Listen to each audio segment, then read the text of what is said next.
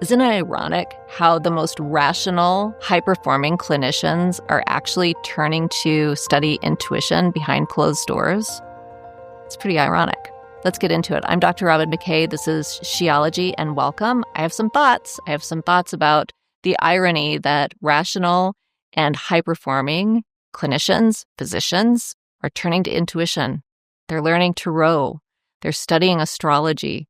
They're learning about energy behind closed doors, and they're not necessarily yet willing to talk about it up close and personal.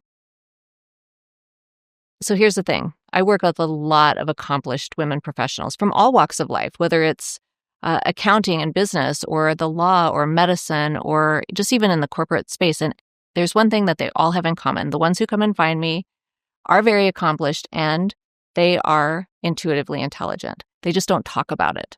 So they're the ones who can read the room. They're the ones who can look at a spreadsheet filled with numbers and find the exact one that's wrong. They're the ones who are guided to bring forward unique and useful ideas, innovative products and services. And they're not willing to talk about it because here's the thing.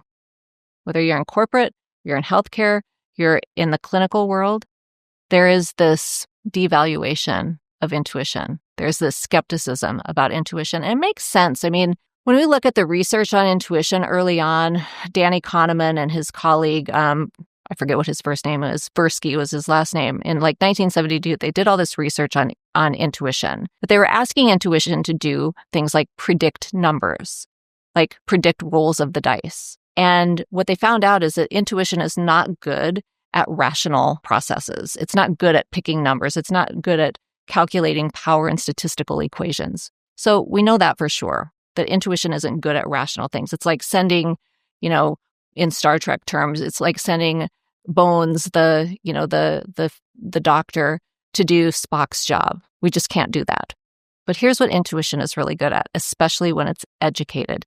Intuition is a fast decision-making style. It's a way that we make quick decisions based on a limited amount of information, but we take in pattern recognition and we take in all of this experience that we've had and we can output something really quickly. For the women leaders who come in and work with me, they're doing all of this, everything I'm talking about. They're not sending their intuition to do rational things, but they are using their intuition over and over and over again to read the energy of the room, to move energy, to assess in the room, who's the one who's going to be a little bit gnarly today?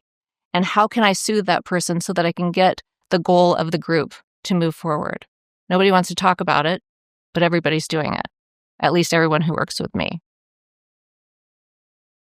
So here's the thing. You can have all your credentials.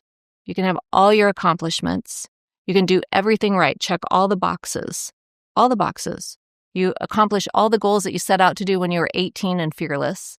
And now you're in your 40s and you've done everything. And you look around your life and you say, is this all there is? I can't imagine doing the same thing for the next 15 or 20 years of my life. And yet that's a lot of the life we have left to live. And that's a lot of contributions that we're here to make.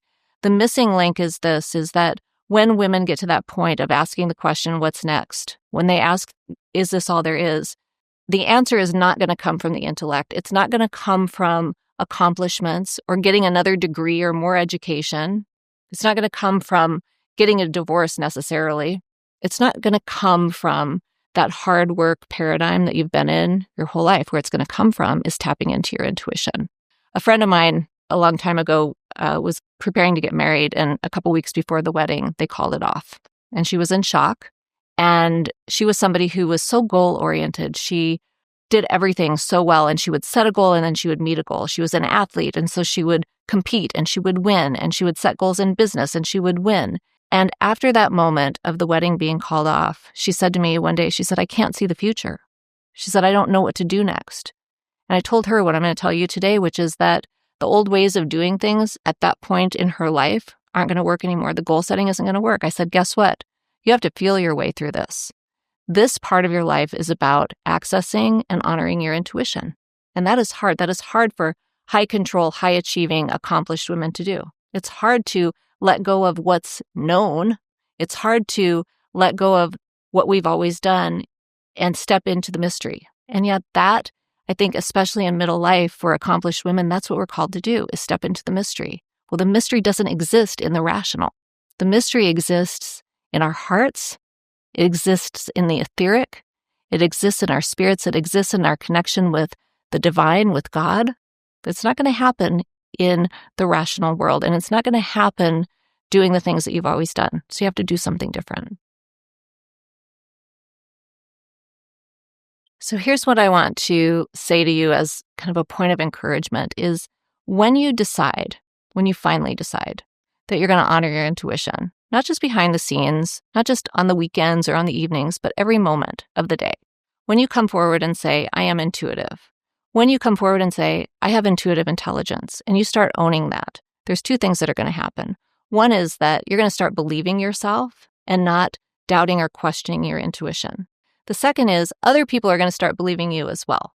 See, the whole thing about intuition is that if the person who is intuitive has any question mark about our intuition, if we're like, well, I kind of got this spidey sense, I kind of got this vibe, but it's probably nothing. If we're questioning that, the only option for the people around us is to also question it. Instead, when we come forward confidently in our intuition and say, this is what I know for sure, if we come forward and say, this is who I am, the people around us will not question who we are. And that, I think, is going to be not just individually, but collectively, the biggest shift that we're going to make in the next, I'm going to say from now until, the next 3 to 5 years. That's the biggest shift that we're going to make, is really starting to honor our own intuition publicly. Because when we do that, when we come forward and we say, I am intuitive, I do have intuitive intelligence, I do understand energy, I can move energy, I can read energy, I can create very quickly, and I do, and here's how, or here's what I think, or here's what I know. Other people are going to, just by virtue of your own confidence and your own belief in yourself and your abilities, they will begin to believe you as well. And perhaps that will even activate their own intuition in that other person. I was thinking about this last night. I was thinking about energy modalities. I was thinking about how we learn Reiki or work in the Akashic Records or anything like that. I was thinking about transmitting energy modalities to another person. In other words, taking a class and learning cranial sacral or taking a class and learning Reiki. And what occurred to me last night is that these abilities aren't meant to be transmitted. They're meant to be activated. And so today, as you're listening, perhaps there's something kind of activating in you as well around your own intuition, your own energy abilities, your own ability to read and move and clear energy. And if that's the case, I'm glad. I'm happy that you're here. So all this to say, I have a PhD in counseling psychology. I have my credentials. I was a psychologist earlier in my career, and about 12 years ago, I stepped away from it. I stepped away from psychology and I went full on into my calling in psychospiritual development. And I've been working at the intersection of psychology, energetics, and spirituality for the last 20 years. So I guess you can say I know a thing or two about this. But really, truly, I think that it's time, this is really a call for all of us to come together and to see each other as those who are not only intelligent, not only accomplished, but also intuitive. And so if this is landing for you, I'd love to hear from you. You can book a call with me to talk about your own psychospiritual development, where you are with your intuitive intelligence, and how you can really start integrating and honoring your intuition at work and in the rest of your life too. We'll drop the link to the call in the show notes, and I will look forward to hearing from you. Well, that's it for today. Thank you so much for joining me. If you're on YouTube, please subscribe so you never miss another episode. And I would love it if you're listening on Apple Podcasts or on Spotify or anywhere else you get your audio podcast to leave a review. It means a lot to me and it helps spread the word about this amazing community. See you next time.